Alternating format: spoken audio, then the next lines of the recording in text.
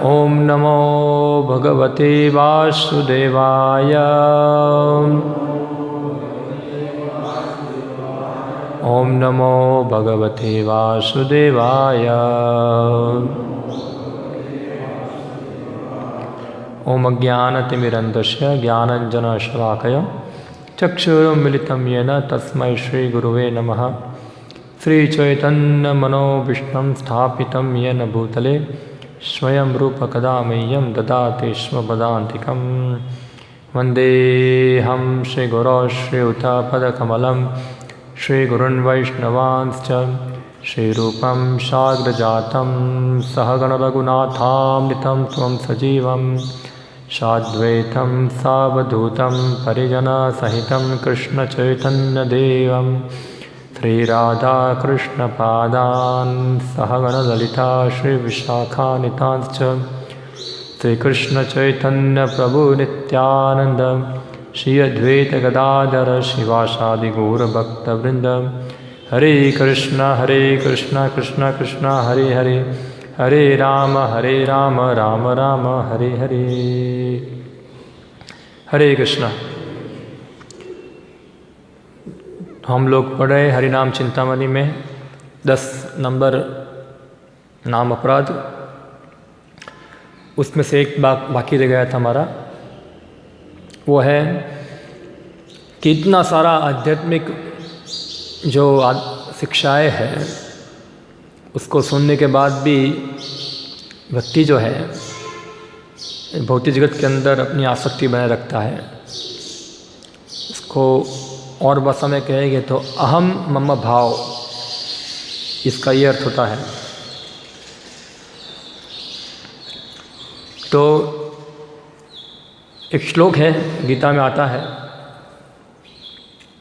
कि क्यों व्यक्ति जो है कृष्णा भावनामृत के अंदर दृढ़ संकल्प नहीं होते हैं, संकल्प क्यों नहीं आता है। कृष्ण भक्ति ही करना है, यही एकमात्र हमारा कार्य है। अन्य सब कार्य जो है वो सब माया जनित है। क्यों नहीं होता, ये चालू करना पड़ेगा। स्विच हाँ से बंद होगा।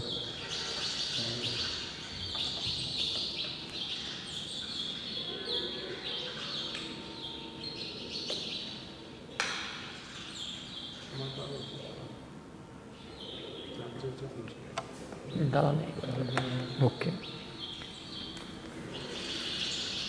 हाँ, तो गीता में श्लोक आता है जो दृढ़ संकल्प के बारे में बताते हैं। तो ये कैसे होगा और क्यों नहीं होता है, तो बताए भगवान कृष्ण, भोग ऐश्वर्य प्रशक्तानाम तयापहत चेतसाम व्यवसात्मिका बुद्धि समादो न विद्यते। तो इसका कारण है भोग ऐश्वर्य से प्रशक्त होना, इससे आसक्त होना। और हम देखते हैं भागवतम में बार बार ये चीज़ों के बारे में चर्चा हुई है। हाँ, महारानी कुंती भी बताती है, जन्म ऐश्वर्य सुतश्री एतद माद मदपुमान। तो जन्म ऐश्वर्य सुत श्री ये सब जो है इससे आदमी मद बनता है। मद यानी कि व्यक्ति जो है उससे गर्वित होता है, उससे मोहित होता है, और जो क्षणिक है वो चीज़ों को वो स्थायी मानता है। तो ऐसे व्यक्ति जो है, कुंती महारानी बताती है, वो आपका नाम का उच्चारण कर सकते नहीं है। कि जब तक कोई मद उसके अंदर होगा तब तक वो उसके अंदर असहायता का भावना उसके अंदर नहीं आएगा। ऐसा है कि मैं कृष्ण असहाय हूँ, मैं आपके ऊपर निर्भर हूँ, कृपया आप मुझे आपके समय लगाइए। ये भावना जो है वो व्यक्ति के अंदर नहीं आएगी इसके अंदर। तो भोग ऐश्वर्य प्रसक्ता नाम तया पात चतुषाम व्यवसात्मिका बुद्धि समादो न विद्यते। वो व्यक्ति जो है भगवान कृष्ण की सेवा में दृढ़तापूर्वक लग सकता नहीं है वहाँ। तो यहाँ हरिदास ठाकुर बताते हैं इधर कि ये नाम अपराध जो है ये अहम मम भाव ये होता है क्योंकि व्यक्ति आत्मनिवेदनम पे नहीं आया। आत्मनिवेदन का मतलब क्या होता है? अपने आप को भगवान को अर्पण करना।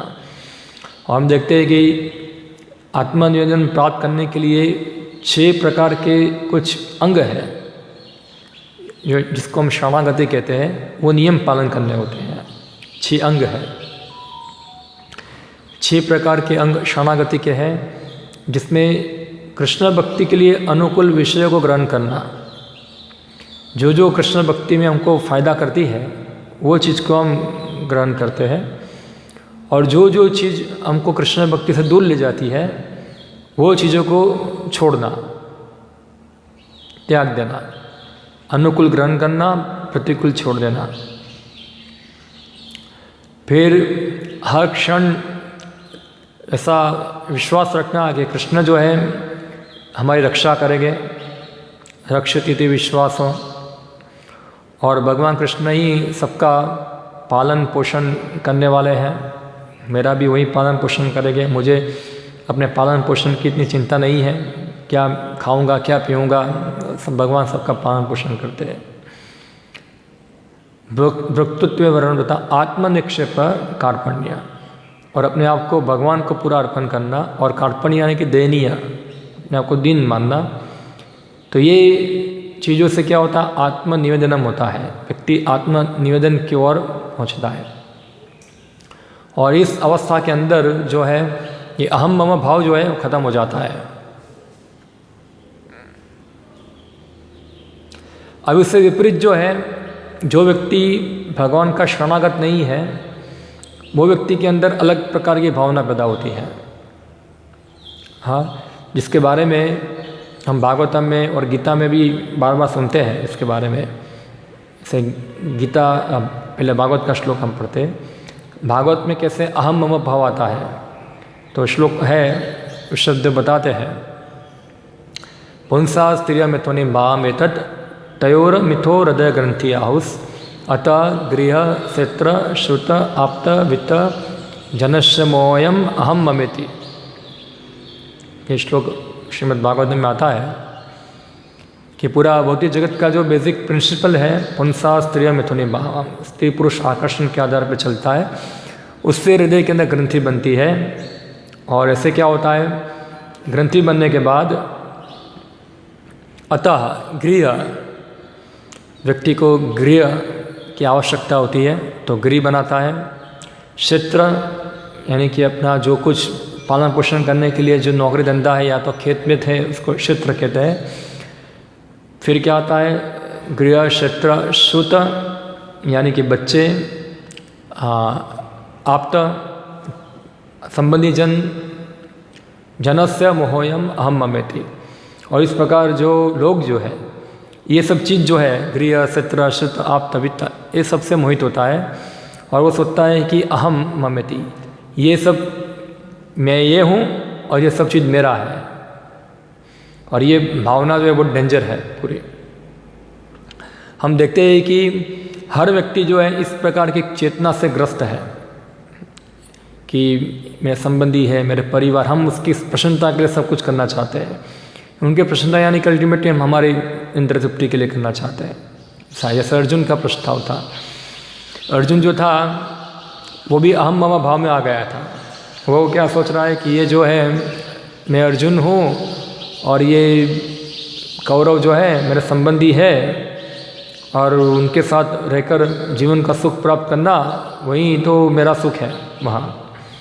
तो वो अहम मम भाव आ गया। मगर भगवान कृष्ण जो अर्जुन को बताते, तुम अर्जुन नहीं हो, तुम मेरे दास हो, और मेरे दास होने के नाते तुम्हारा कर्तव्य है कि मेरी आज्ञा का पालन करना।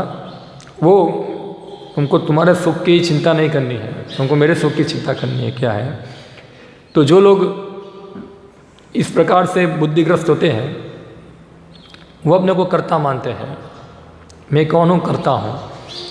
जैसे गीता के अंदर एक श्लोक है, प्रकृति क्रियामानानि गुणे कर्माणि सर्वशः। फिर कौन जानते हैं श्लोक, कौन बताएंगे? अहंकार विमूढ़ात्मा कर्ता हम मिति मन्यते। इसका अर्थ क्या है? प्रकृति क्रियमानानि गुणे कर्माणि सर्वशः।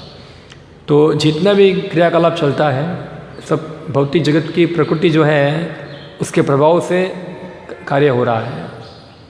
मगर अहंकार विमूढ़ात्मा, जो व्यक्ति ज़्यादा अहंकारग्रस्त है, वो व्यक्ति सोचता है कि सब कुछ मेरे ही शक्ति से हो रहा है, मेरे बल से ही हो रहा है, मैं मेरे बल से पढ़ाई लिखाई करूँगा, नंबर 1 बनूँगा, अच्छी जॉब ढूँढूँगा, पैसा कमाऊँगा और दुनिया को चेंज कर दूँगा। ऐसा है पूरा अहंकार विमूढ़ात्मा। हाँ, करता, अपने आप को करता मानता है कि मेरे में इतना टैलेंट है, ऐसा है। ये सब चीज़ जो है हम गीता को पढ़ेंगे तो हम गीता को जान सकते हैं, सब कुछ जो है वो भगवान कृष्ण से आता है। जन्म आदि यशतः, जो भी कुछ किसी के अंदर कुछ योग्यता है, सभी योग्यता कहाँ से आती है?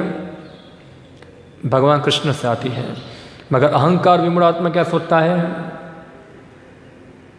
मैं विशेष हूँ, मेरे अंदर एक विशेषता है, टैलेंट है। ये सब टैलेंट जो है ये भगवान कृष्ण द्वारा प्रदान किया गया है। मगर जो व्यक्ति अहंकार विमूढ़ात्मा है वो व्यक्ति सब क्रेडिट खुद लेता है और इस प्रकार भौतिक जगत के नियमों से बंधता है, तो ये उसकी दुर्गति है। हम देखते भी है, वो हम भगवान ने भागवत में भी दिखाया उसके अंदर कि जब अर्जुन जो था पूरा कुरुक्षेत्र के युद्ध के अंदर कितने लोगों को मार दिया, कितना योद्धाओं का उन्होंने पूरा संहार किया। मगर वही अर्जुन जो था जब भगवान कृष्ण की रानियों को लेकर आ रहा था तो क्या हुआ? वो नहीं लड़ पाया, वो हार गया वहाँ से। तो वही अर्जुन था, वही गांडीव था, मगर क्या हो गया? वो हार गया। कारण तो यहाँ भगवान दिखाना चाहते थे ऐसा कि अर्जुन अपनी शक्ति से तो कुछ नहीं किया है, वो शक्ति जो है भगवान कृष्ण द्वारा प्राप्त होती है, ऐसा है। तो जो अहंकारी व्यक्ति है वो सोचता है, यहाँ लिखा है मैं करता हूँ, मैं दान देने वाला हूँ, ये सबको मैं पालता हूँ, हाँ ये मेरा घर है, ये मेरे संतान है, ये मेरा पत्नी है, मैं ब्राह्मण हूँ, मैं शूद्र हूँ, मैं पिता हूँ, मैं पति हूँ, मैं राजा हूँ, मैं प्रजा हूँ, मैं संतान हूँ। ये सब क्या है? ये सब जो है देहात्म बुद्धि है, जिसमें मैं आता है, ऐसा है। मैं ये हूँ, मैं हूँ, सब मैं ही आता है, ऐसा। तो ये देहात्म बुद्धि, मैं आएगा तो मेरा भी आ जाएगा इसके अंदर। तो हर व्यक्ति मैं सोचता है, मैं मेरा क्यों, मेरे ऐसा कैसा क्यों हुआ, मैं। तो ये क्या है? ये सब देहात्म बुद्धि है, कर्ता हमिति मन्यते। तो ये बुद्धि नष्ट, हम देखिए गीता के अंदर बार बार सुना है हम लोगों ने कि हमारा संबंध ये शरीर के साथ नहीं है, ये शरीर हम नहीं हैं, हम जीवात्मा है, ये शरीर नाशवान है, क्षणिक है, दुख से युक्त है, हम जीवात्मा है, हमारा संबंध कृष्ण के साथ है, हम भगवान की उच्च शक्ति है, हम आध्यात्मिक जगत से बिलोंग करते हैं। बिलोंग करते क्या बोलेंगे इंग्लिश में, हिंदी में? संबंधित है। हम यहाँ बिलोंग नहीं करते इधर, हमारा संबंध आध्यात्मिक जगत के साथ है। इतना सारा सुनते हैं, हम जानते हैं, फिर भी हम जो है ये भौतिक जगत के प्रति हमारा आकर्षण बना रहता है कि हमको लगता है कुछ रस मिल जाएगा उसके अंदर। इसके बारे में प्रहलाद महाराज बताते हैं, क्या है? मतिर्न कृष्णे परतो सतोवा मितो विप्रत्यद गृहवृतानाम अदांत गोबीर विशताम तमिश्र पुनः पुनः चर्वित चर्वनाम। मतिर्न कृष्णे परतो सतोवा, यानी कि वो हम देखते हैं, बार बार बोलते हैं, बार बार सुनते हैं, वो लोगों की मति जो है कि वो कृष्ण की ओर नहीं मुड़ती है, ना तो खुद के प्रयास से, न अन्यों के कहने से, या दोनों प्रकार से। हाँ, उनकी मति जो है कृष्ण की ओर नहीं मुड़ती है। क्यों? मतिर्न कृष्ण परतो शतो व मितो विप्रत्यद गृहव्रता नाम। क्योंकि इन लोगों ने व्रत ले लिया है। क्या व्रत लिया है? गृहव्रत। गृह यानी कि ये जो शरीर जो है, शरीर से संबंधित जो स्थान है हमारा, हम समझते हैं कि यही मेरा स्थान है। जननी जन्म भूमिश्च स्वर्गेति गरीयते कि माँ और क्या है वो जननी जन्मभूमि जो है मुझे स्वर्ग से प्यारी है, ऐसा है। तो वो मान लिया है कि यही जो गृह है, एक व्रत धारण कर लिया है कि बस जीना यहाँ मरना यहाँ, यही एकमात्र हमारा कर्तव्य है, गृह में रहना। इसको गृह व्रत कहते हैं। जो सब कुछ उसका जो कार्यकलाप है वो गृह के केंद्रित ही होता है। हाँ, 24 आवर्स गृह के केंद्रित होता है। इसको गृह व्रत या गृह मेदी, ये अलग शब्द से उसको कहा जाता है। गृह मेदी यानी कि मेदी जो आता है, एक होता है बेल। तो बेल को आपने देखा होगा, वो जब तेल निकालते हैं घानी में से तो बेल घुमा देते हैं। पहले बेल घूमता था तो बेल को बांधते हैं। तो जो घानी के साथ जो बांधते हैं बेल को, उसको मेदी कहते हैं, संस्कृत में मेदी कहते हैं। तो बेल जो है हमेशा उसके केंद्र बिंदु के आजू-बाजू घूमता रहता है वहाँ। तो गृह मेदी यानी कि जो जिसका कार्यकलाप क्या है, गृह के चारों ओर ही है वहाँ। उससे आगे, उससे बाहर, उससे ऊपर नीचे कुछ सोचना नहीं है, बस घूमता रहता है यहाँ ऐसे। इसको गृह मेदी कहते हैं, या तो गृह व्रत कहते हैं, जो व्रत धारण कर लिया है कि ये गृह ही सब कुछ है। गृह व्रता नाम। अदांत गोबीर विसताम तमिश्र। अदांत गोबीर वो व्यक्ति, क्योंकि वो व्यक्ति की जो इंद्रिया है वो संयमित नहीं है। अदांत गोबीर विषताम तमिश्र, जो अंधकार युक्त उसको ले जाने वाली है। पुनः पुनः चर्वित चरवना नाम। बार बार वहीं चबाया हुआ सुख चबाना है। बार बार वहीं घटिया सुख जो है, भौतिक सुख है, उसको बार बार अलग अलग प्रकार से उसको भोगना है, कुछ वैरायटी बनाना है, ऐसा है। तो ये चीज़ जो है वो जगत जीवात्मा को मोहित करके रखती है यहाँ, और मोहित होने से कर्तापन आता है। हाँ, तो ये सब चीज़ से छुटकारा पाना, जो व्यक्ति जब तक इस प्रकार की चेतना में है वो भगवान कृष्ण का नाम पूरा असह्य अवस्था में ले पाएगा नहीं। जैसे उदाहरण दिया है, सोचो आप अगर एक भौतिक उदाहरण आपको देता हूँ मैं, क्या है। जैसे प्रभुपाद जी बताते हैं, हाँ, कि हरे कृष्ण मंत्र जो है, एक पुत्र जो है वो अपनी माँ के लिए बोलता है। जब एक पुत्र अपनी माँ को देखता नहीं है तो क्या करता है, वो रोता है, क्या है मेरी माँ, कहाँ है मेरी माँ, क्योंकि उसके लिए क्या आवश्यकता है, उसकी माँ की आवश्यकता ज़्यादा है। मगर जो व्यक्ति मोहित है, जो यहाँ लिखा है, जो कर्ता, जो अहम मम भाव में है, वो व्यक्ति के अंदर इस प्रकार की भावना डेवलप नहीं होगी, क्योंकि उसका जो ध्यान है पूरा, उसका जो अंडरस्टैंडिंग है वो पूरा टोटली आध्यात्मिक से क्या हो गया है, भौतिक हो चुका है।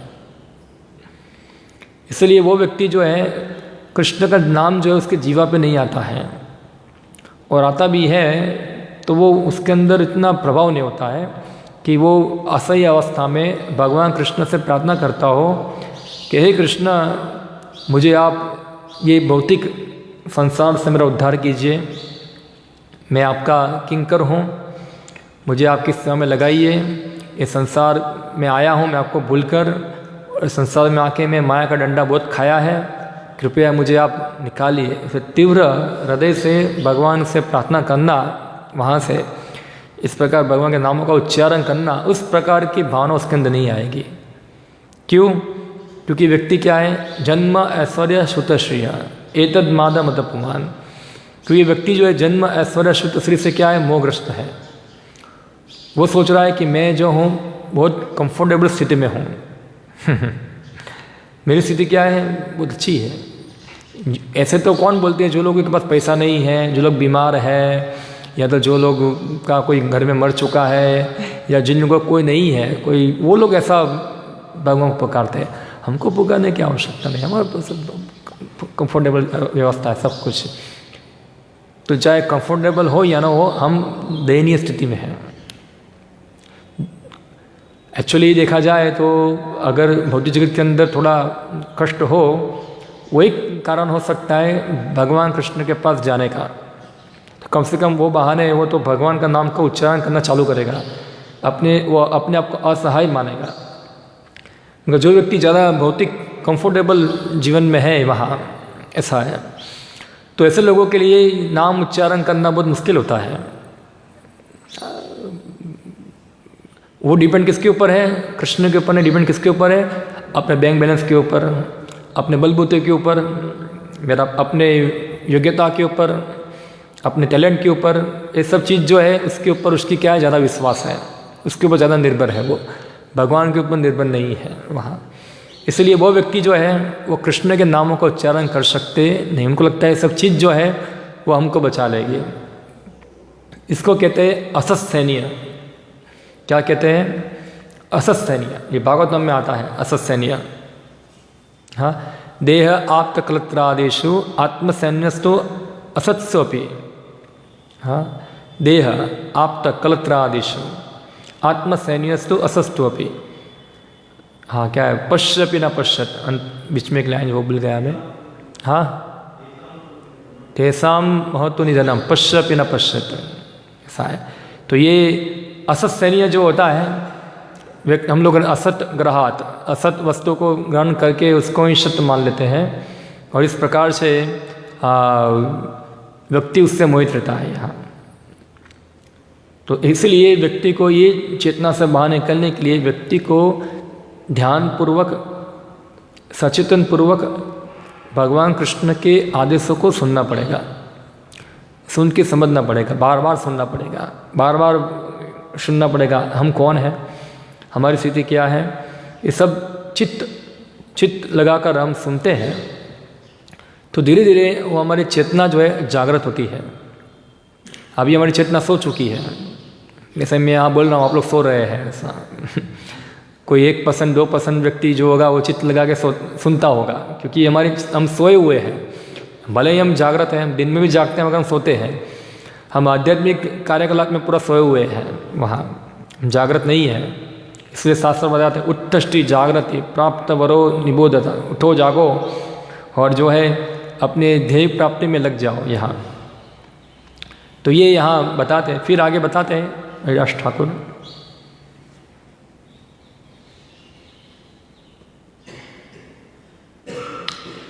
छह प्रकार की शरणागति जिसमें नहीं होती वह तो अधम है। मेरा के दोष में ही उस बेचारे की बुद्धि उलझी होती है। ऐसी अवस्था में वह अपने आप को कर्ता मानता हुआ कहता है कि ये संसार मेरा है, कर्मों के दुख हो या सुख ये सब मेरे ही भोग है। मैं अपना रक्षक हूँ और पालक हूँ। ये मेरी पत्नी, मेरा भाई, मेरी लड़की, मेरे लड़के हैं। मैं रुपया कमाता हूँ, मेरी कोशिश से ही ये अच्छे सब काम हो रहे हैं। ठाकुर हरिदास ठाकुर जी कहते हैं कि भगवान की विमुख व्यक्ति के शरीर में मैं तथा शरीर से संबंधित व्यक्ति व वस्तुओं में मेरी बुद्धि होने से यह अपने दिमाग को बड़ा समझता है। वह सोचता है कि मेरा दिमाग के कारण ही दुनिया में शिल्प कला तथा विज्ञान आदि इतनी उन्नति कर रहे हैं। इसी अभिमान से वह दुष्ट व्यक्ति भगवान की शक्तियों को भी स्वीकार नहीं करता। हरिनाम की महिमा सुनते हुए भी वह उसे विश्वास नहीं करता। हाँ, लोकाचार की दृष्टि से वह कभी कभी दिखा देखी में कृष्ण का नाम भी उच्चारण कर लेता है, मगर धर्मज्योति दुष्ट प्रकृति के लोग ऐसा करते हैं। श्री कृष्ण नाम उच्चारण करते हुए भी उनकी कृष्ण नाम में प्रीति नहीं होती। श्रीदास ठाकुर जी कहते हैं कि हेला से हरिनाम का उच्चारण करने से अर्थात अनायास ही मुख से श्री कृष्ण का नाम निकल जाए तो उसे कुछ न कुछ पुण्य अवश्य मिलता है, परंतु भगवत प्रेम नहीं मिलता। तो यहाँ बताया ऐसा, ये जो अलग अलग प्रकार की बीमारी है यहाँ, जो लोग अहम मम भाव में है, तो अगर वो लोग कृष्ण का नाम उच्चारण भी करेंगे तो उनके मुख से नाम निकलेगा, उससे थोड़ा पुण्य होगा, मगर वो क्या होगा, उसको कृष्ण प्रेम नहीं मिलेगा, कृष्ण प्रेम प्राप्त नहीं होगा। फिर बताते हैं इन दोषों को दूर करने के लिए क्या उपाय है, क्या उपाय करके इस प्रकार के दोषों से मुक्त हो सकता है, क्या है कारण।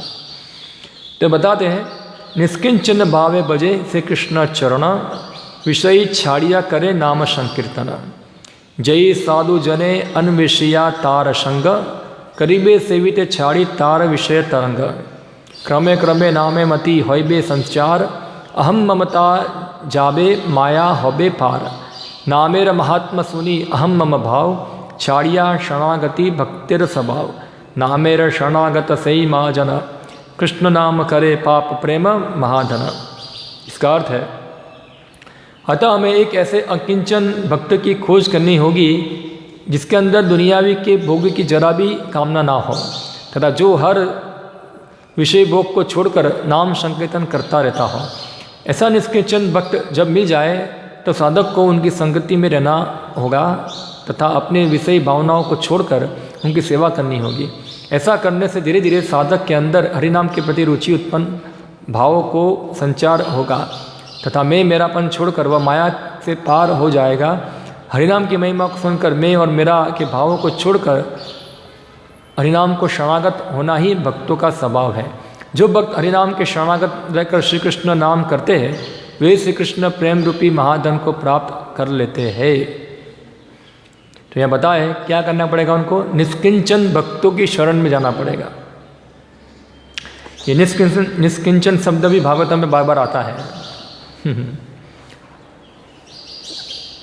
ये भागवतम में एक श्लोक है, वो ऋषभदेव नहीं प्रहलाद महाराज जी बताते हैं। श्लोक मैं बार बार भूल जाता हूँ, श्लोक याद करता हूँ फिर भी।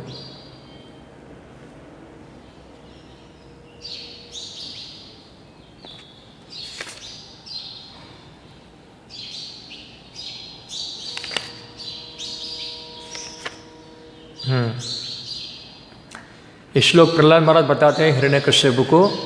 हिरण्यकश्यप जो है प्रहलाद महाराज को पूछते हैं कि मैं जो तपस्या करके इतना शक्ति प्राप्त किया, तुमको ये कृष्ण भक्ति कहाँ से मिली, इसका कारण क्या है, कैसे तुमको कृष्ण भक्ति प्राप्त हुई। तो प्रहलाद महाराज उसको उत्तर देते हैं, जो उत्तर यहाँ है। नेसामतिस्तावद उरुक्रमाग्रीम स्पृशत्यनर्थोपगमो यदर्थः, महीयसां पादरजोभिषेकं निष्किंचनानां न वृणीत यावत्। इसका अनुवाद है, जब तक भौतिकतावादी व्यक्ति, भौतिकतावादी जीवन के प्रति झुकाव रखने वाले लोग ऐसे वैष्णवों की चरण कमलों की धूलि का अपने शरीर पर लेप नहीं करते, जो भौतिक कलमश से पूर्णतया मुक्त है, तब तक वे भगवान के चरण कमलों के प्रति अनुरक्त नहीं हो सकते। जिनका यशोगान उनके अपने असामान्य कार्यकलापों से किया जाता है। केवल कृष्ण भावना भावित बनकर एवं इस प्रकार से भगवान के चरण कमलों की शरण ग्रहण करके ही मनुष्य भौतिक कलमश से मुक्त हो सकता है। तो यहाँ प्रहलाद महाराज निष्किंचन जो बता रहे हैं, ऐसे भक्त जिनको भौतिक जगत से कुछ लेना देना नहीं है, ऐसे व्यक्ति की शरण ग्रहण करने से महीयसां पादरजोभिषेकम, अपने शरीर को उनके चरण की धूलों से मार्जन करने से क्या होता है, वो व्यक्ति जो है वो भी धीरे धीरे भगवान कृष्ण के प्रति अनुरक्त बनेगा। यहाँ अब इसको लिटरली हम नहीं ले सकते, खाली लिटरली लेने से नहीं होगा। जैसे कोई व्यक्ति सोचेगा ओ निष्किंचन भक्त का चरण धूल ले लो, अपने शरीर पे लगा रहो, हम भौतिक कलमश से मुक्त हो गए। इसका अर्थ ये नहीं है। हाँ, इसको हम इस प्रकार नहीं लेना चाहिए। उसका अर्थ यह है उनके चरण कमलों को दिखाना, यानी कि अपने आप को दयनीय मानना, पूरा नम्रतावश उनकी शरण में जाकर उनकी सेवा करना। वहाँ उस प्रकार से व्यक्ति कलमश से मुक्त हो सकता है। तो ये आवश्यक है। हम देखेंगे एक बार श्रील प्रभुपाद जी एक बार बताए अपने शिष्य को, पूरे कृष्ण भावनामृत आंदोलन के अंदर मैं क्या हूँ, मैं एक प्रचारक हूँ। और आप लोग क्या है, मेरे सहायक है, आप लोग प्रचारक नहीं है। प्रचारक श्रील प्रभुपाद जी बताए मैं हूँ यहाँ। तो हम देखते हैं श्रील प्रभुपाद जी जो निष्किंचन भक्त हैं, उनको जगत में कुछ लेना देना नहीं है यहाँ। वो इधर आए किस लिए आए? केवल भगवान कृष्ण का ऑर्डर पालन करने के लिए आए हैं। उनका ऑर्डर था कि सब जीवों को कृष्ण भावनामृत दिया जाए, वो ऑर्डर पालन करने के लिए आए। जब निष्किंचन भक्त आते हैं जगत के अंदर, और जो जीव उनकी संगति में आता है, अगर वो जीव जो है ऐसे भक्तों की सेवा करता है, ऐसे भक्तों को आत्मसमर्पण करता है, वो भक्त भी अधिकारी बन जाता है। फिर वापस भगवान धाम जाने के लिए वही भगवान का एक पार्षद बन जाता है वहाँ। तो खास करके हमारे लिए हम देखिए कि श्रील प्रभुपाद जी हमारे निष्किंचन भक्त हैं। वर्तमान अवस्था में देखें तो या तो श्रील प्रभुपाद के जो यथारूप शिक्षा को पालन करके जो भक्त लोग हैं जो इस प्रकार चलते हैं, तो हमको चाहिए कि हम पूरा मिशन बनाए किस प्रकार उनकी इच्छाओं को हम पूरा करें। वो हमारा मिशन होना चाहिए।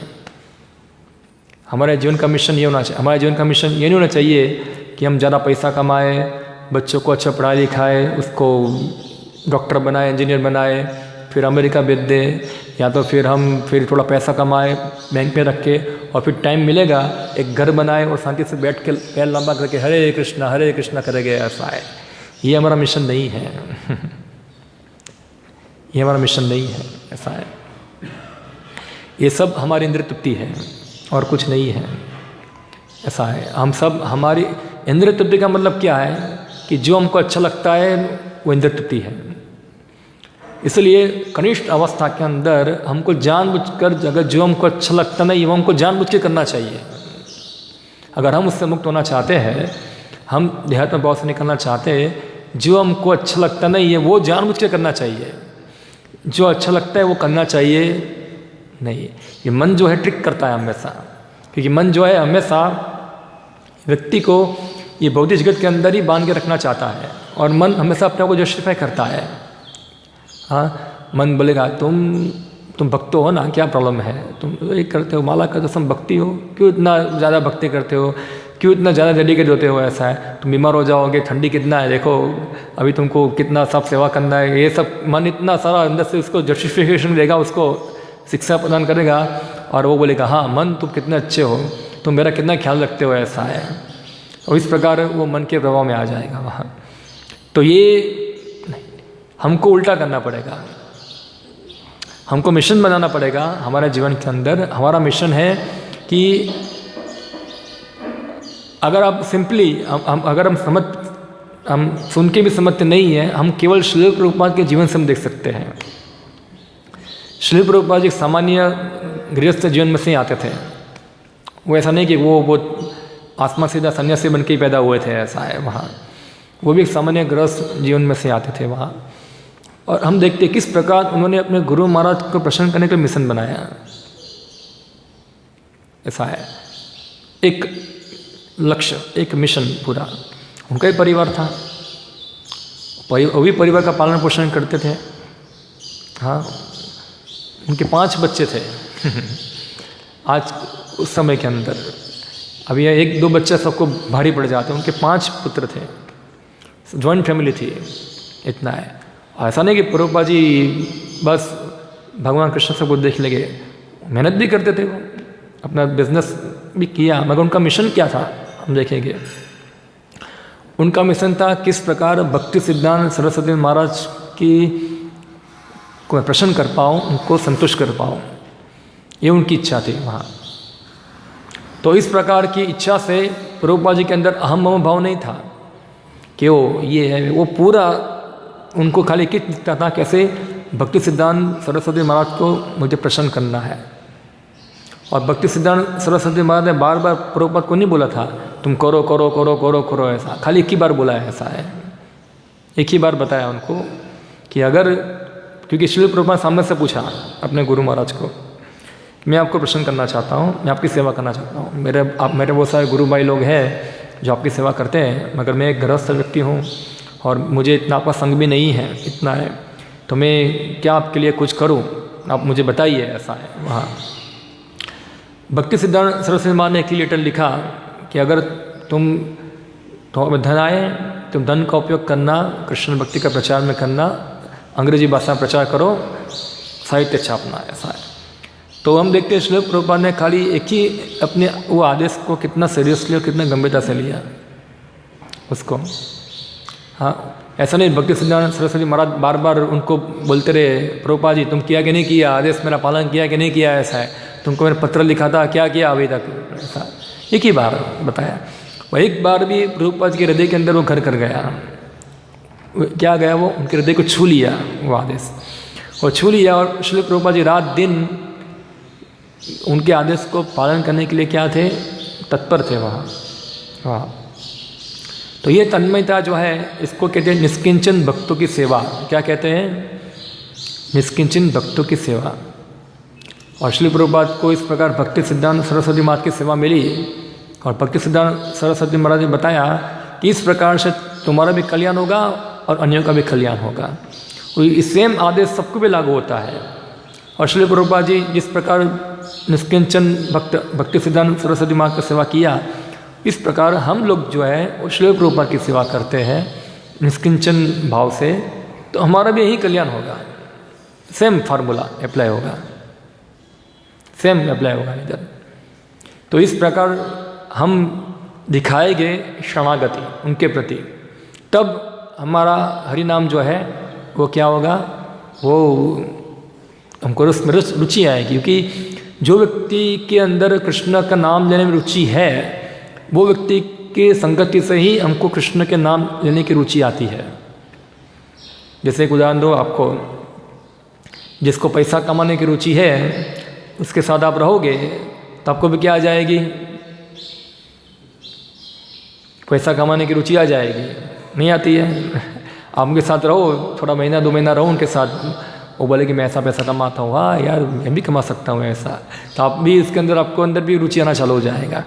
उसी प्रकार से जो व्यक्ति शरणागत है, जो व्यक्ति निष्किंचन भक्त है, उनकी संगति से जो इस प्रकार सेवा में लगे हैं, उस प्रकार से उनकी संगति द्वारा हमारे अंदर भी उस प्रकार का समर्पण की भावना आएगी, डेडिकेशन की भावना आएगी, और हम इस प्रकार हमारी रुचि बढ़ेगी भगवान के नाम लेने में, उनकी सेवा करने में, सब प्रकार का अहम मम भाव त्यागने में।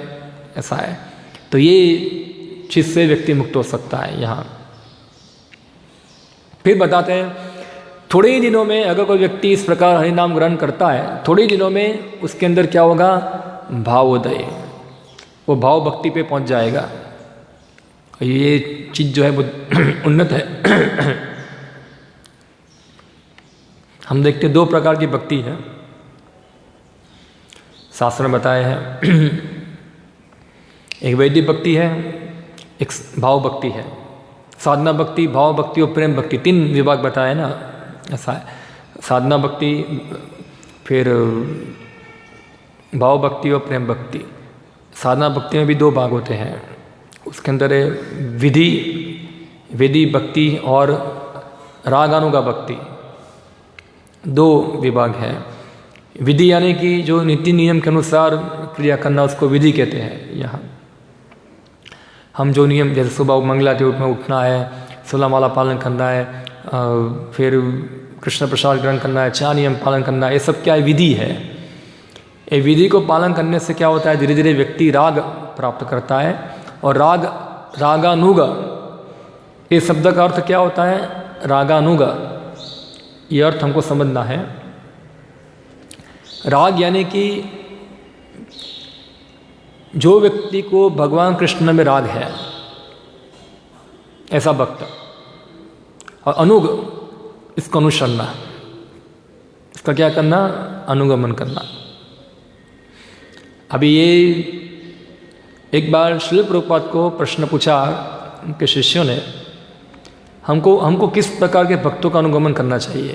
क्योंकि भक्ति रसायन सिंह में बताते हैं, जो लोग एक विशेष प्रकार के भक्तों का जो राग होता है कृष्ण के प्रति, वो भक्तों जिस प्रकार भगवान की सेवा करते हैं उनका अनुगमन करते हैं।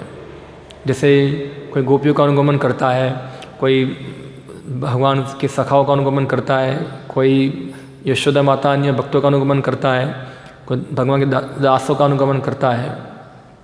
जिनको राग है उनका अनुगमन करना वहाँ। तो प्रभुपाद जी को एक भक्त बताया, प्रभुपाद जी आप भी तो हैं वृंदावन के ही भक्त हैं और आपका अनुगमन करना भी रागानुगा भक्ति ही है, ऐसा है। तो जो व्यक्ति श्रील प्रभुपाद के अनुगत्य करता है यहाँ राग से, क्योंकि श्रील प्रभुपाद को राग है, हम देखते हैं उनकी क्रियाकलाप हम देख सकते हैं, कृष्ण के प्रति राग है, उनका अनुगमन करना, उनके पद चिन्हों का पालन करना, तो राग वो व्यक्ति भी धीरे धीरे आगे बढ़ेगा वहाँ। तो यानी कि जो भगवान कृष्ण के प्रति जो उनकी फीलिंग्स है वो डेवलप होगी वहाँ। तो राग, और राग से धीरे धीरे फिर भाव आएगा, भाव से प्रेम उत्पन्न होगा। तो ये पूरा एक क्रम है, वो क्रम जो है वो पालन करना होता है। और ऐसा नहीं कि ये खाली थियोरिकल है, प्रैक्टिकल है। अगर आप जो ये पूरा विधि प्रोसेस के अंदर अपने आप को डालते हैं तो धीरे धीरे आप इसमें प्रगति आप देख सकते हैं वहाँ कैसे कैसे प्रगति होती है। मगर हम देखते हैं कि हमारी प्रगति नहीं होती है क्योंकि हम जो विधि है, जो विधि भक्ति है, उसको ही अच्छी तरह से पालन नहीं करते हैं। क्योंकि विदाउट विधि पालन के बिना राग व्यक्ति प्राप्त कर सकता नहीं है। कोई डायरेक्टली राग पे जंप मार सकता नहीं। जो राग पे जंप मारते डायरेक्टली उसको सहजिया कहते हैं, क्योंकि वो हर वस्तु को चिप लेते हैं। हाँ, वो बताया मुझे राग है मगर भौतिक जगत में पूरा आसक्त है, तो वो सहजिया है, ऐसा है। तो जो वास्तव में व्यक्ति को इसलिए पहले विधि पालन करना है स्ट्रिक्टली। और विधि जो है हमको जो भी कुछ शास्त्र में विधि है, गुरु साधु शास्त्र के अनुसार विधि मिलती है और विधि को स्ट्रिक्टली फॉलो करते हैं, तो धीरे धीरे हमारे अंदर भी इस प्रकार की इच्छाओं का उद्गमन होता है। तो ये पूरा शास्त्र में हमको दिया गया। तो यहाँ बताते हैं क्रमे व्यक्ति भाव को के स्थल पे आ जाएगा वहाँ, ऐसा है। तो ये पूरा प्रोसेस है, पूरा ये सिंपल।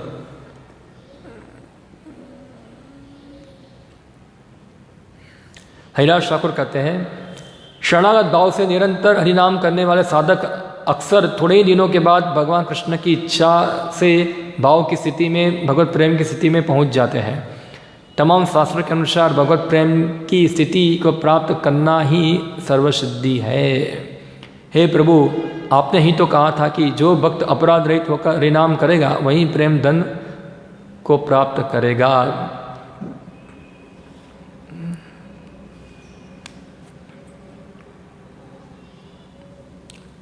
फिर बताते हरिदास ठाकुर कहते हैं, यदि कोई व्यक्ति अपराधों को ना छोड़कर हरिनाम करता भी है तो कड़ी मेहनत करने पर भी वह भगवान की प्रेम भक्ति को प्राप्त नहीं कर पाता है।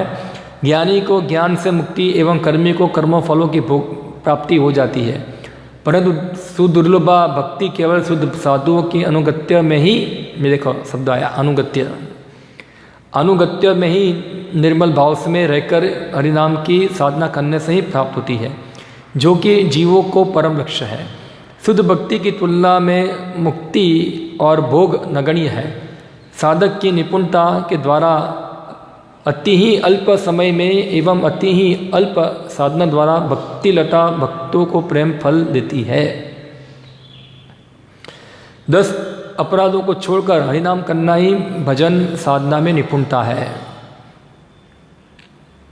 तो यहाँ ये कंक्लूड कर रहे हैं हरिदास ठाकुर, ऐसा है कि इस प्रकार 10 अपराध को छोड़कर कोई हरिनाम करेगा तो प्रेम भक्ति प्राप्त कर लेगा।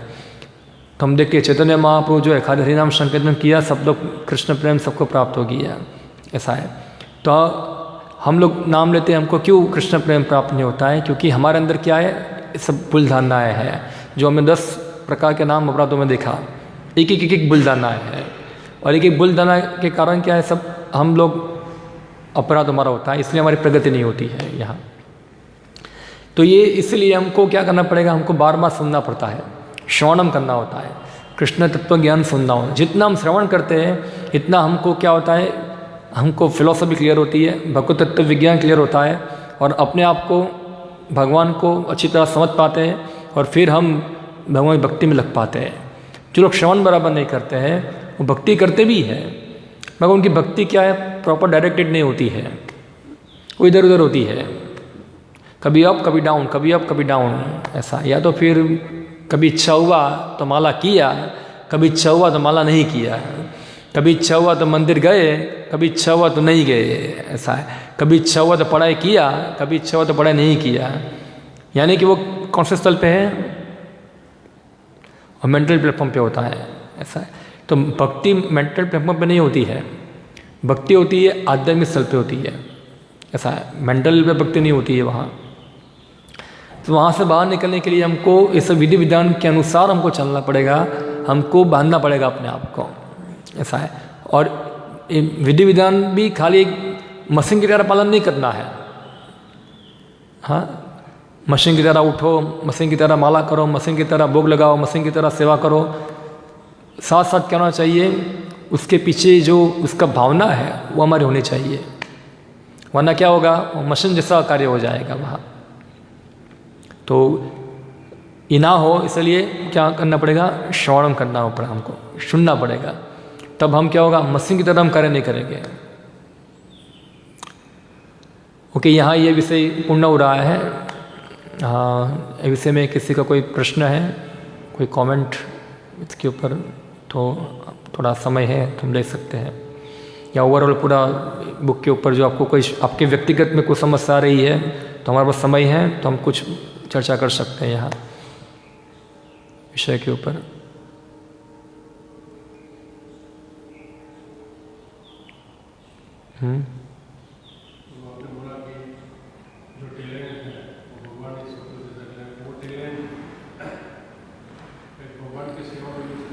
मैं थोड़ा क्वेश्चन रिपीट करता हूँ क्योंकि सुन पाया नहीं है लोग। आपने बताया कि जो टैलेंट है वो भगवान द्वारा दिया गया है। हाँ, फिर अगर वो टैलेंट हम हमारे इंद्रिय तृप्ति के लिए लगाते हैं तो वो टैलेंट भगवान कृष्ण की सेवा के लिए भी हम लोग यूज करते हैं, तो क्या हम अगर वो टैलेंट हम भगवान कृष्ण के सामने उपयोग करते हैं तो क्या वो इंद्रिय तृप्ति होगी कि भोग होगा, सॉरी भक्ति होगी? अगर हमको पता है कि टैलेंट भगवान द्वारा दिया गया है तो फिर हम कैसे भोग करेंगे उसका? हम समझते हैं कि ये तो भगवान की शक्ति है, ऐसा है, भगवान की शक्ति द्वारा हो रहा है, मेरा खुद का कोई बल नहीं है, भगवान ने मुझे दिया है ये बल, और बल का उपयोग भगवान की सेवा में कर रहा हूँ। तो व्यक्ति उसके अंदर गर्वित नहीं होगा। वो अगर गर्वित हो रहा है तो उसका मतलब अपने को कर्ता मान रहा है। वो अन्यों को देखता है कि अन्य से मैं ज़रा सुपीरियर हूँ, तो ये क्या हो गया, एक कर्तापन आ गया। जैसे उदाहरण देता हूँ मैं आपको, फॉर एग्जाम्पल मृदंग बजाना है, टैलेंट है एक, और किसी को मृदंग बजाना आता है, अच्छा, और किसी को नहीं आता है। जिसको आता है वो सोचेगा मैं तुमसे क्या हूँ, ऊपर हूँ। इस प्रकार कोई पढ़ा लिखा आदमी है, कोई डॉक्टर इंजीनियर है, और बेचारा सामने कोई गवार है, तो वो क्या होगा, उसके सामने क्या सोचेगा, वो नीचे में ऊपर हूँ। इसी प्रकार कोई गरीब है, कोई अमीर है, कोई पैसे वाला है, तो कोई पैसे वाला होगा, कोई गरीब व्यक्ति होगा जो इतना पैसा वाला नहीं है, उसके सामने वो क्या होगा, अपने को क्या मानेगा, वो सुपीरियर मानता है, वो इन्फीरियर है, मैं सुपीरियर हूँ, ऐसा है।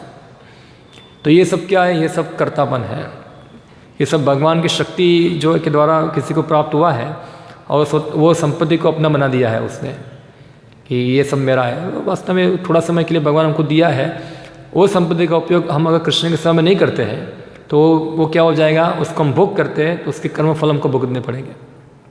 संपत्ति यानी कि खाली पैसा नहीं है, जो जो हमको मिला है, XYZ जो जो हमको भौतिक उपलब्धि मिली है वो भगवान कृष्ण की कृपा से मिली है।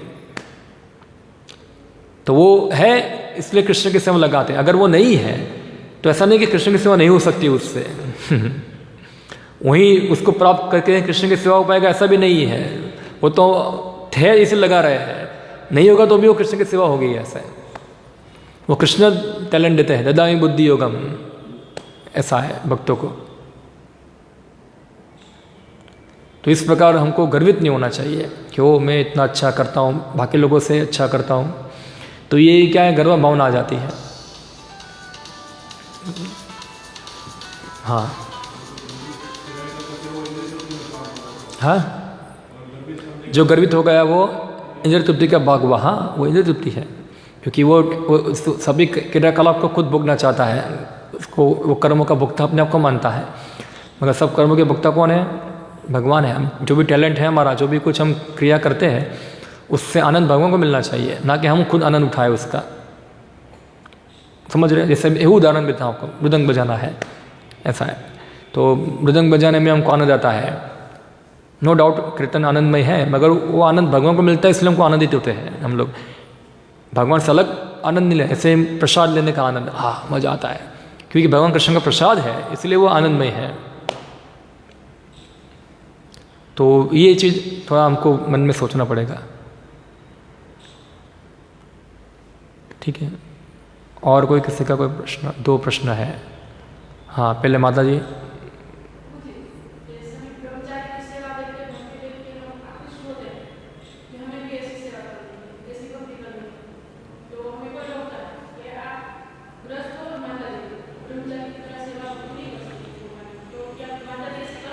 मैं कुछ समझ नहीं पाया क्वेश्चन क्या है इतना ठीक तरह से। जैसे सब ब्रह्मचारी लोग हैं, भगवान को फुल शरणागत है, प्रयास कर रहे हैं, सब लोग तो नहीं है, सब प्रयास कर रहे हैं, ऐसा।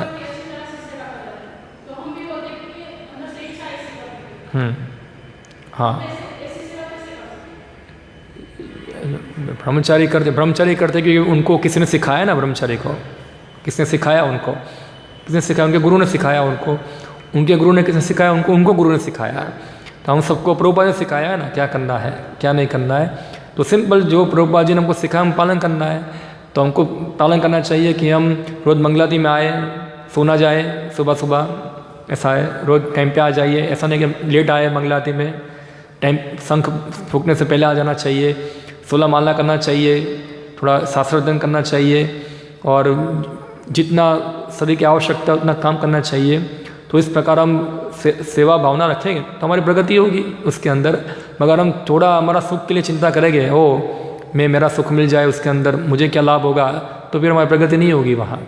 तो अगर हम इस प्रकार करते हैं तो हमारी प्रगति होगी। हम खुद करें, हमारे बच्चों को सिखाएं इस प्रकार, उनको ट्रेन करें, ऐसा है, तो ये भी एक सेवा है उनको, कि चलो वो भी अच्छी आगे जाके अच्छी सेवा करें भगवान की।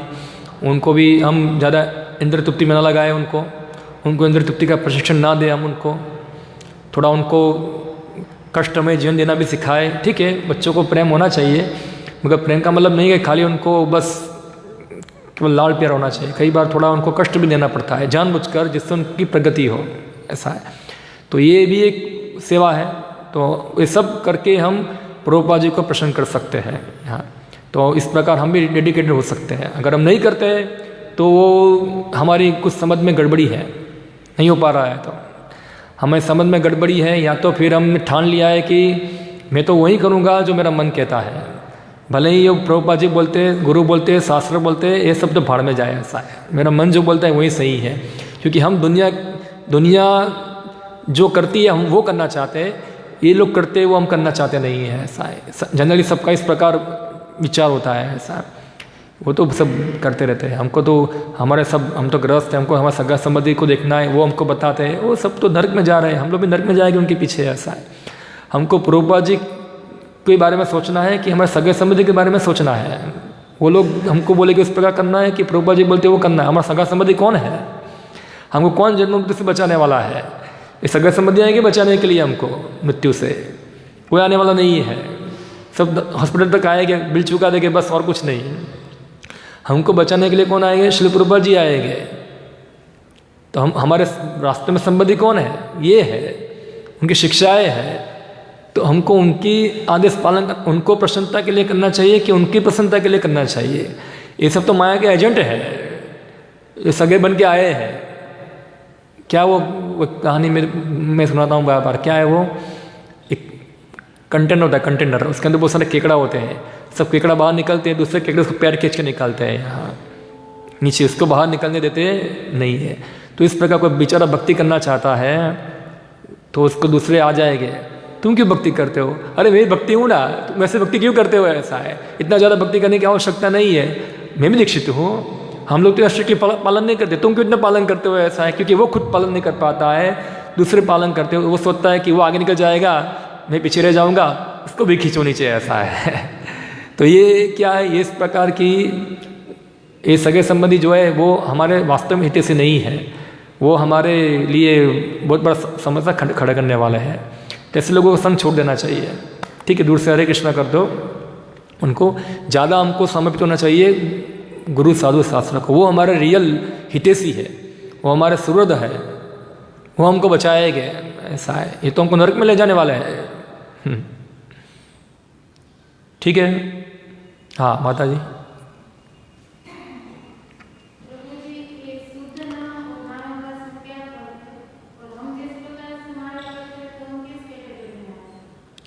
हम इस मुझे मेरा पता है, मैं तो अभी, आपका तो मुझे पता नहीं होगा कैसे होगा, क्योंकि मुझे तो पता नहीं, मैं भगवान तो नहीं हूँ। ऐसा है, मैं जान पाऊँ क्या कौन कैसे किस प्रकार के। नहीं, ये एक बाह्य लक्षण से पता चलेगा नहीं कौन व्यक्ति क्या कर रहा है, वो लक्षण नहीं है ये। ऐसा है, प्रमुख लक्षण क्या है, कोई व्यक्ति किस प्रकार भक्ति में आगे बढ़ा है वो तो ओवरऑल एटीट्यूड से पता चलता है उसका। कोई व्यक्ति भले ही जप में सोता ना हो, खाली बैठा हुआ और करता है, मगर उसको बोलोगे जाओ उसे झाड़ू मारो तो बोला नहीं जानूंगा, तो उसका एटीट्यूड नहीं है जप करने का, वो गलत है, वो पूरा वो खाली दिखावा है। तो कोई दिखावा कर सकता है प्रैक्टिस के द्वारा नाम जप करने का। ओवरऑल एटीट्यूड होना चाहिए शरणागत भाव का। ऐसा है, मैं कृष्ण का सेवक हूँ और मुझे कृष्ण की सेवा करनी है। ऐसा है, तो वो सेवा जो हरि नाम जपना है वो भी एक सेवा ही है भगवान की। तो वो सेवा अच्छी तरह से करता है तो वो सब सेवा अच्छी तरह से करेगा वो वहाँ। तो अल्टीमेटली मनोवृत्ति है शुद्ध भक्ति करने की। सब प्रकार की भौतिक इच्छाओं को छोड़कर केवल कृष्ण को प्रसन्न करने की इच्छा है। ये भावना उसके हृदय के जल रही है। ऐसा है, तो वो व्यक्ति जो है वो प्रत्यक्ष भगवान को शुद्ध नाम ले पाएगा वहाँ। मगर जो लोग इस प्रकार का एटीट्यूड नहीं है, जिनका जो खाली बस मेंटल प्लेटफॉर्म पे है, खाली बस रॉबर्ट की तरह बोलते हैं और बस हरे कृष्णा बस मेरा ध्यान लग गया, हरे कृष्णा ऐसा नहीं। और तुरंत तो ओवरऑल एटीट्यूड पूरा होना चाहिए शरणागति का पूरा। ऐसा है, ये कोई मशीन नहीं है ऐसा है कि अब पैसा डालो और हो जाएगा। ऐसा है, वो अपने आप को हमको ट्रेन करना है कृष्ण भावनाबुद्ध के अंदर। सुनना है, समझना है हमको क्या है शुद्ध भक्ति, हम क्यों करना चाहते हैं शुद्ध भक्ति, कहाँ मैं अटक रहा हूँ, कौन सी मेरी त्रुटियाँ हैं, कौन सा मेरा दोष है जो मुझे जगत के अंदर आकर्षण करता है, कैसे मैं उसको निकलूँ वहाँ से। क्या ये सब चीज़ को समझकर व्यक्ति भगवान प्रार्थना करता है वहाँ। ऐसे तो ऐसे कोई ब्लैक एंड व्हाइट नहीं है कि ये व्यक्ति शुद्ध नाम ले रहा है, ये व्यक्ति अशुद्ध नाम ले रहा है, ये व्यक्ति नामाभास को कैसे पता चलेगा। ये ऐसा तो पता चल पाएगा नहीं कैसे ले पा रहा है वो। पर लक्षण से पता चल सकता है कुछ लक्षण के द्वारा कि अगर कोई व्यक्ति जो है पूरा शरणागत भाव उसको दिखता है, उसके ओवरऑल क्रियाकलाप के अंदर, उसके व्यवहार में दिखता है कि व्यक्ति पूरा कितना डेडिकेट है वो। ऐसा है, हाँ, वो अपने सुख की चिंता नहीं करता है, हमेशा भगवान का प्रसन्न करने के लिए कार्य करता है। ऑब्वियसली व्यक्ति भगवान शुद्ध नाम ही बोलेगा। ऐसा है वहाँ। ठीक है, हाँ। भगवान को हम भोग लगाते तो कोई चीज हमको अच्छी लगती है वही लगा दे तो वो इंद्र तृप्ति है कि? हाँ, वो इंद्र तृप्ति है वो। क्योंकि भगवान को जो अच्छा लगता है वो भोग लगाना चाहिए हमको जो अच्छा लगता है हमने भोग लगाना चाहिए। है, अरे यार कितने समय गाते हैं हम लोग, वो भोग गाते नहीं हम लोग, क्या है कितना सारा आता है उसके अंदर। क्या है वो, कौन सा किसको पता है क्या क्या भोग आरती में आता है, कोई किसको याद है, बच्चों को याद है क्या आता है? सुक्ता साकादि नालिता कुष्मंडा दाली दालमा दूध तुम्बी दधी मूचा खंडा, कितने सारे आइटम है। ऐसा है, हाँ वो इंद्र तृप्ति है। ठीक है, शुरुआत में है मगर वो हमारा अभ्यास नहीं होना चाहिए इस प्रकार से। जैसे खास करके आप जैसे भक्तों के लिए, क्योंकि आप कम से कम मैं देखा 10 साल से आ रहे हैं, 10 साल में भी अगर ऐसा करते तो अच्छा नहीं है। कोई अभी कल आ रहा है और कल ऐसा प्रश्न पूछेगा तो उसके लिए ठीक है, कम से कम लगाए, ऐसा है। मगर इतने समय से आ रहा है उनको तो पूरा भी चेंज करना पड़ेगा अपनी मनोवृत्ति कि हमको जो अच्छा लगता है वो भगवान को भोग लगाना, वो थोड़ी भक्ति है। वो तो हम भगवान को यूज़ करते हैं हमारे इंद्रिय तृप्ति के अंदर। भगवान को जो अच्छा लगता है वो उनको अर्पण करना क्या है, और हम प्रसाद के रूप में ग्रहण करते हैं। हमको अच्छा लगे कि ना अच्छा लगे, जैसे करेले का सब्जी है, मुझे अच्छा लगता नहीं है, मगर प्रसाद है इसलिए मैं ग्रहण करता हूँ क्योंकि भगवान ने ये ग्रहण किया है, ऐसा है। फिर बोले क्या मुझे क्या अच्छा लगता है, थेपली, थेपली है भी तो 10-15 ज्वारी दी अंदर से दी अंदर। प्रसाद में प्रसाद, चाहे थेपली हो या जो भी हो, सब प्रसाद ही है, इतना हो या इतना हो, क्या है वो, दोनों प्रसाद है। तो वो इस भावना से ग्रहण करना चाहिए हमको, ठीक है। और कोई किसी का कोई प्रश्न है इसी के ऊपर? लास्ट संडे हमने जो अपराध के बारे में चर्चा किया था। बेध्यान पूर्वक जप करना। तो बेध्यान पूर्वक जप करने के अंदर जो हम बीच में जप करते करते जो बात करते हैं, जप करते करते बात करते हैं, बेध्यान कहलाता है या बात करने अगर बहुत आवश्यक है, इमरजेंसी है, तब बात करना चाहिए, ऐसा है। वो इमरजेंसी है, बात करना ही है, ऐसा है, तो हम बात कर सकते हैं। उदाहरण के रूप में जैसे आप जप कर रहे हैं और यहाँ मंदिर के अंदर कोई कुत्ता आ गया है, तो आप बोलेंगे नहीं हरे कृष्णा, वो कुत्ता आ गया, नहीं मेरा ध्यान चला जाए, तो आपको उठ के कुत्ते को भगाना चाहिए वहाँ से। तो ये हमको थोड़ा प्रैक्टिकल भी होना चाहिए, क्या है प्रैक्टिकल समझना चाहिए इसके अंदर कि बेध्यान का मतलब क्या है कि जो हमारा कृष्ण से ध्यान हटकर अन्य विषयों के ऊपर अटैच हो जाता है। अभी हम ध्यान लगा रहे हैं भगवान कृष्ण का नाम सुनने में, नाम गुण रूप लीला परिकर, ये सब हमारे ध्यान के विषय होने चाहिए इसके अंदर वहाँ। तो जानबूझकर उनको ऐसी आदत नहीं लगानी चाहिए कि हम नाम हरे कृष्ण मतलब जप करते गए और बार बार खाली की आदत, बस बात करते रहते, बात करते, कुछ कारण, बस कोई कारण नहीं है ऐसा। जब ऐसी कुछ खास इमरजेंसी हो तो ठीक है, ऐसा है, मगर फिर ऐसी आदत नहीं लगानी चाहिए। अच्छा है, आपने तो बात की बहुत सारे लोग तो मैं देखा है कि टीवी देखते देखते जप करते हैं। दो काम में साथ करते हैं, टीवी देखते हैं और नाम जप भी करते हैं, पता नहीं क्या कर रहे हैं, ऐसा है।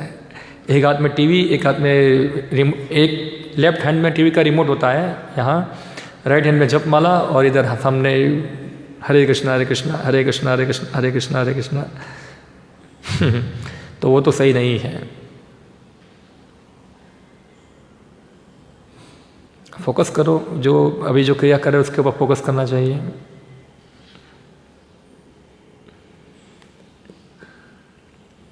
हाँ, भगवान का चित्र सामने रख के माला अच्छी तरह हो सकता है, ऐसा हो सकता है। अगर हमारा ध्यान बहुत भटक रहा है, इतना बहुत मन चंचल है, बहुत भागता है इधर उधर, बहुत समस्या होता है, तो ठीक है कर सकते। अगर मन इतना कंट्रोल नहीं हो पा रहा है तुरंत, क्योंकि मन आँख जो है उसके अंदर विषय सब आ रहे हैं, तो कर सकते हैं, मगर प्रयास करना चाहिए नाम बोलना और सुनना। अगर आप नाम बोलेंगे तो अपने आप चित्र आ जाएगा, वो चित्र की आवश्यकता नहीं, वो ओरिजिनल चित्र आ जाएगा, ऐसा है। अगर हम अच्छी तरह से प्रैक्टिस करते हैं तो नाम सुनने की, हाँ शुरुआत में कर सकते हैं। अगर हमारा नाम भटक रहा है, इतना हमारा इतना मन भटक रहा है, इधर उधर सब विचार आ रहे हैं, इधर इधर क्या है, तो ठीक है भगवान सामने देख के जप करो, ऐसा है वहाँ। हाँ, हमारे मन में जो ये भक्ति है उसमें कई बार प्रगति भी होती है, कभी विचार में चढ़ाव उतार भी आते हैं। जैसे कभी हम मन से ऐसे लगता है कि हम बहुत ऊपर जा रहे हैं, कभी ऐसा लगता है कि नीचे जा रहे हैं, कम विचार, ऐसा क्यों होता है? ये होता है साधक अवस्था में, सब अप डाउन होता रहता है, ऐसा है। क्योंकि हम एक्चुअली अप डाउन होने का कारण क्या है कि अल्टीमेटली भक्ति में प्रगति ना होने का एक ही कारण है, असत्संग, और कोई कारण नहीं है। एक ही कारण है जो हमको डाउन करता है, बाकी कोई चीज़ हमको डाउन नहीं कर दी है। अगर हम असत्संग से दूर रहेंगे हमेशा अप ही रहेंगे हम लोग, मगर असत्संग ही हमको डाउन कर देता है। तो हमको जितना हो सके इतना असत्संग से दूर रहना चाहिए और सत्संग देना चाहिए, ऐसा है। और ख़ासकर गृहस्थ लोगों के लिए मुश्किल है इतना, क्योंकि वो तो ज़्यादा समय असत्संग में रहते हैं, इसलिए क्या होता है उनके लिए बहुत फाइटिंग करना पड़ता है वहाँ, ऐसा है। जो हो सके इतना प्रयास करो, सत्संग भी घर पे भी सत्संग का मतलब नहीं है खाली फिजिकली ऐसा सत्संग, यानी कि आप भागवत सत्संग कर सकते हैं, माला करके प्रवचन सुन सकते हैं, पुस्तक पढ़ सकते हैं, ये भी सत्संग ही है पूरा, ऐसा है। और ऐसे जो भक्त उनके साथ ज़्यादा उनके साथ व्यवहार करना, जो अभक्त है उनके साथ खाली काम चलाओ पूर्वक व्यवहार करना, खाली काम के ज़्यादा उनके साथ इतना ज़्यादा घनिष्ठ व्यवहार नहीं करना कि जिससे हम उनसे प्रभावित हो जाए, ऐसा है कि वो उनकी बात हम मानना चालू कर दे। तो उनसे इस प्रकार खाली काम चलाओ बात करना उनसे। वो आके बोलेंगे चलो आज जाते फिल्म देखने के लिए, और आप बोलेंगे मेरा मित्र है यार, उसको मना नहीं कर सकता, नहीं इसको बुरा लग जाएगा, फिर क्या असत्संग हो जाएगा ये, फिर आपको फिल्म देखने जाना पड़ेगा उसके साथ। फिर बोलेगा चलो थोड़ा मनाली घूम के आते हैं, दिवाली की छुट्टी है, चलो थोड़ा टिकट बुक कराओ मैं टिकट देता हूँ तुमको, चलो ऐसा है फ्री में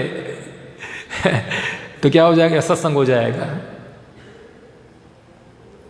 तो ऐसे लोगों को ठीक है काम, बाकी हरे कृष्णा, मेरा कुछ बना के टाल देना चाहिए, मेरा तबीयत अच्छा नहीं है, अच्छा नहीं है, सब भगवान हजारों बाना हमको आते हैं ना, भक्ति ना करने के हजारों बाना हमको आते हैं, हमको पता है ना, बहुत सारे इतने सारे से हम देखते हैं, हम कोई भक्त मंदिर में नहीं आते हैं, आपकी बात नहीं करता हूँ मैं, जनरल बात कर रहा हूँ, ऐसा है। जैसे बहुत सारे भक्त मंदिर में नहीं आते, हम पूछे प्रभु मंदिर में क्यों नहीं आए, तो उनके पास हजारों बहाने होते हैं मंदिर में ना आने के। तो ऐसे असत व्यक्ति को भी बना बताना चाहिए, ऐसा है, उनके पास नहीं जाने के, ऐसा है। उपयोग वहाँ करना चाहिए, यहाँ नहीं करना चाहिए, समझ सही है, ऐसा है। तो इसे इस प्रकार टाल देना चाहिए उनको, ठीक है। और कोई किसी का प्रश्न? ओके, यहाँ हम समाप्त करते हैं। हरे कृष्णा, हमारा हरिनाम चिंतामणि पूर्ण हुआ होली से दिवाली तक ख़त्म हुआ। अभी नेक्स्ट हम आगे देखेंगे क्या है। मेरी इच्छा थी बहुत समय से इसके ऊपर पूरा रिकॉर्ड करके क्लास रखने की, तभी भविष्य में भी सुनते रहेंगे, ऐसा है वहाँ। ओके, हरे कृष्णा, बंद कर दो।